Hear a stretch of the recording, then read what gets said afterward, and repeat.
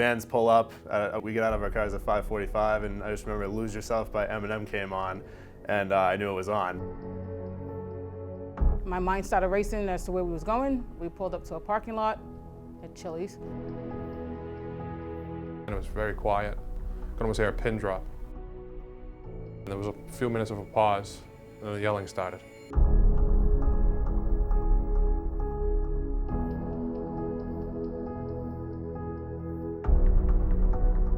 My mind state during day one was get me out of here.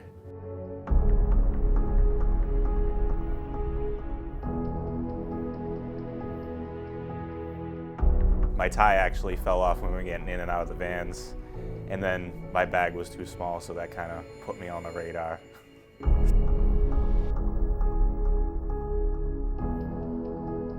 On the ground, rolling around, sweaty, gross, wet.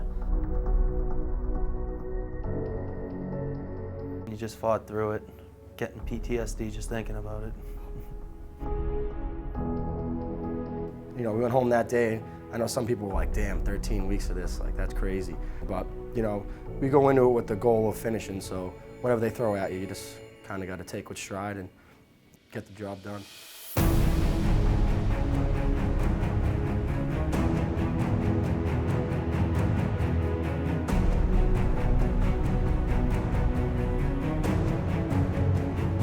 We got into handcuffing and defensive tactics, and that was a lot of fun.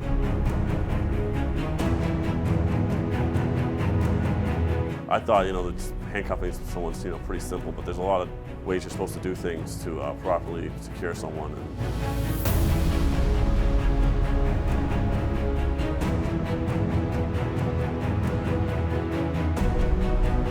Every day is just something new. They push us to different limits.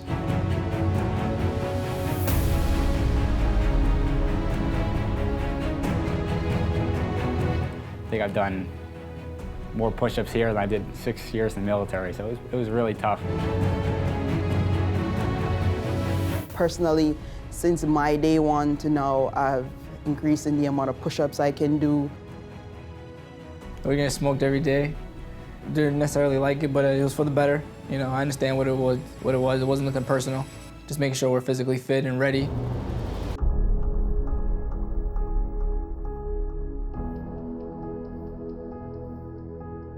The most memorable moment would definitely be the day we got OC sprayed. I knew it was coming, but there was nothing you could do about it. Being told it was going to happen and what actually happened is completely different. Hearing the first guy come out screaming his eyes out, and that's when I started getting a little nervous. I'm a strong kid. I can handle that. Like, it's not going to be as bad as everyone says.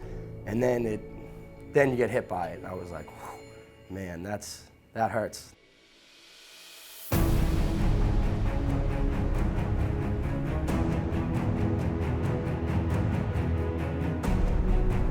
And the second I got sprayed, it hurt a lot, but we did what we had to do.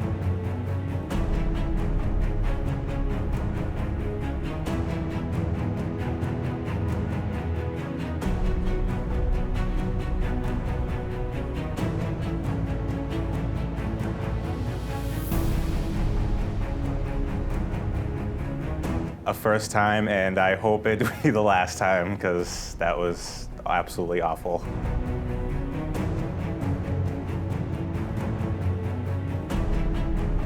The Redmond training was very intense. For those 30 seconds before, backup arrives, you really have to be able to defend yourself.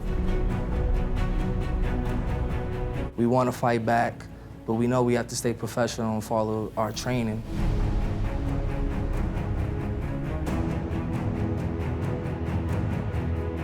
On-the-job training week was great. It was a great eye-opener. I thought it was a great idea. That way we get an insight of what we're doing, why we're doing it.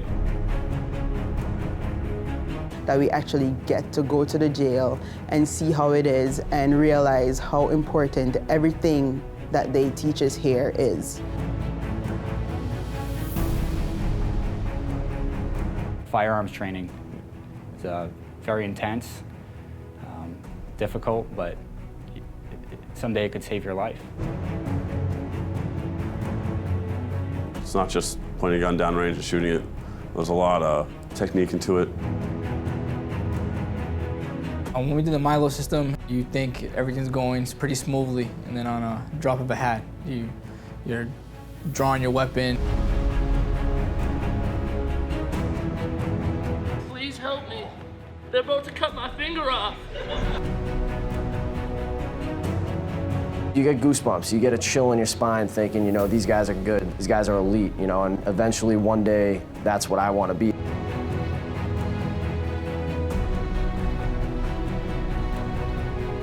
At any second, something could pop off. If someone could draw a gun if you're outside doing transport, you just never know. So you gotta use the skills that you've learned and all the slides, PowerPoints we've went over, and all the defensive techniques and everything else, and you gotta put that all together and still be able to take care and control these individuals. Throughout the training, we've all learned to come together and become one. You can't make it through the academy, and you can't make it through this job without teamwork. As a class, we did very well in sticking together, pushing each other to get through it, picking each other up when they were down, motivating each other, staying positive, and crossing the finish line as a team.